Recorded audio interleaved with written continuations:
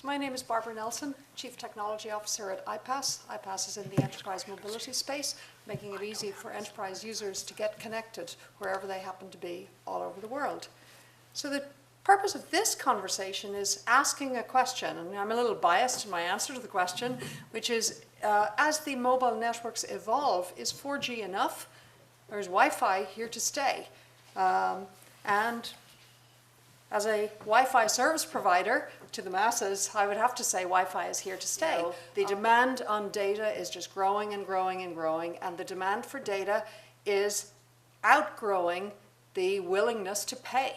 So users are expecting to use more and more and more data, but they're not willing to pay more and more and more for that data. So as a result, the carriers who are providing the pipes are being challenged over how can they provide bigger pipes, more capacity, without just pushing up against the limit of what the users will find acceptable. LTE is definitely a step in the right direction. It is lower cost per gigabyte than 3G. It's a more efficient use of spectrum, and it's an easier network architecture. So certainly we are projecting that relative to 3G, LTE 4G certainly saves the carriers money. The cost per bit goes down. At the same time, this is new investment.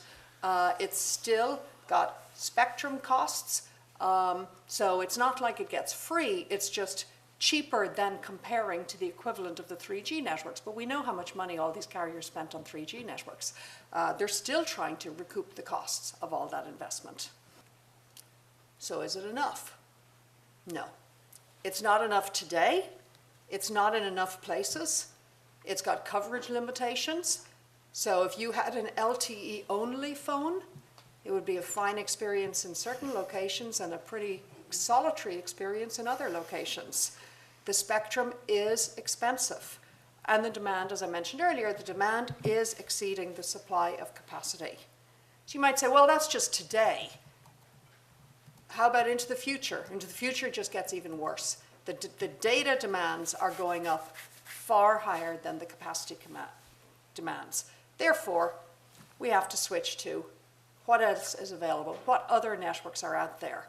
And as a result, the leading candidate of an alternative network is Wi-Fi.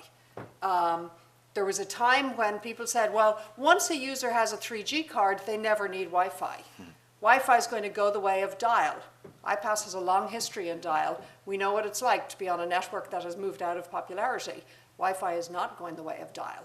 Wi-Fi is being seen by those same naysayers that a few years ago were saying, Wi-Fi is dead, who needs Wi-Fi, everyone's got 3G. Those same companies are coming back saying, tell us about that Wi-Fi network.